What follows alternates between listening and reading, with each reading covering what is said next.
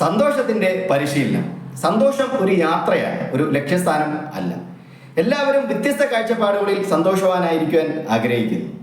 സന്തോഷം അത് നേടാനാവാത്ത കാര്യമല്ല, മറിച്ച് കിട്ടുന്ന സന്തോഷം ഒരു നേട്ടമായി പ്രവർത്തിക്കാത്തത് കൊണ്ടാണ്. ഒരു ലക്ഷ്യത്തിലെത്തി സന്തോഷിക്കാം എന്നതിന് പകരം നമ്മൾ ചിന്തിക്കുന്ന രീതിയിലൂടെയും പ്രവർത്തിക്കുന്ന രീതിയിലൂടെയും സന്തോഷം കണ്ടെത്താം.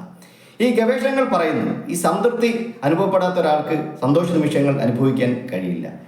പകരം ദുഃഖങ്ങളുടെയും സന്തോഷങ്ങളുടെയും കടന്നു പോകുന്ന ഒരാൾക്ക് സന്തോഷ നിമിഷങ്ങൾ അനുഭവിക്കാൻ കഴിയും. നമ്മളെ നിർബന്ധിച്ച് പോസിറ്റീവാക്കുന്നതിന് പകരം നമ്മളെ സന്തോഷിപ്പിക്കുന്ന കാര്യങ്ങളുമായി മുന്നോട്ട് പോകാം.